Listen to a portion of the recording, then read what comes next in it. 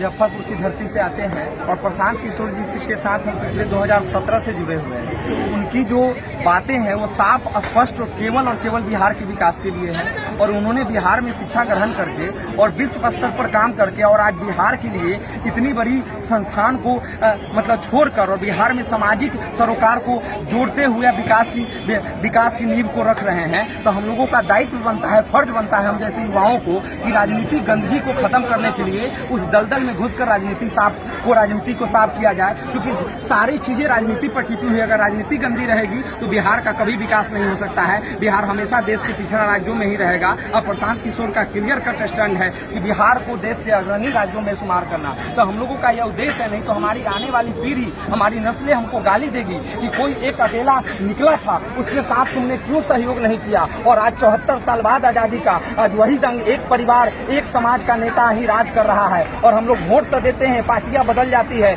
नेता लेकिन वही रहता है, उसी का खानदान रहता है। तो ये परिवारवाद, ये जातिवाद, ये धर्मवाद बिहार को बर्बाद कर रहा है। ये 300 से जो ऊपर जो विकासवाद की राजनीति है और उसको संघर्ष के रास्ते प्रशांत किशोर ने शुरू किया है। हम लोग उनके संघर्ष के साथ हैं और जब तक इसको बिहार को बदलेंगे नहीं, रुकेंगे नहीं, चाहे 2 वर्ष लगे, चाहे 10 वर्ष लगे, लेकिन बिहार को बदलेंगे। यही अटूट संकल्प है अपने पीढ़ी के लिए, अपने नस्ल के लिए, अपने बिहार के लिए।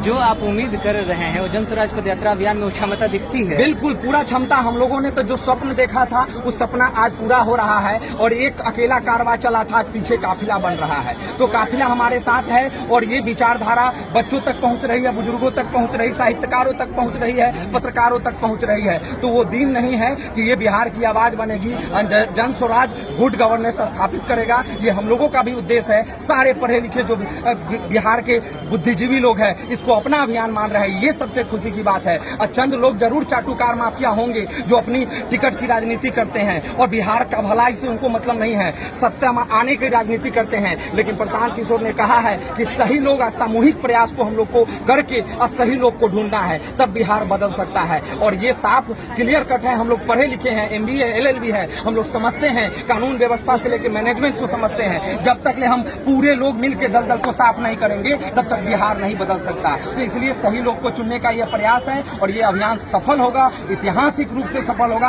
आजादी की दूसरी लड़ाई ये बनेगी 74 साल बाद, जिसको बिहार को बदलने के लिए और बिहार देश के सबसे अग्रणी राज्यों में शुमार होगा। भाई साहब, हम एक तरफा होकर के डिसीजन नहीं ले सकते हैं। पढ़े लिखे लोग भी यहाँ जातिवाद और धर्म की घंटियां लेकर जुला रहे हैं जी। फिर आप कैसे बदलने की? देखिए वही बदलना है। देखिए सोच उनकी स्वार्थ की सोच है। तो बिहार ही नहीं, आप पूरे देश में देख लीजिए कि जो लोग अच्छे होते हैं तो उनको सब लोग अच्छा नहीं कहता है। जाहिर सी बात है कुछ लोग विरोध में होंगे, उनकी कहीं न कहीं स्वार्थ की राजनीति है।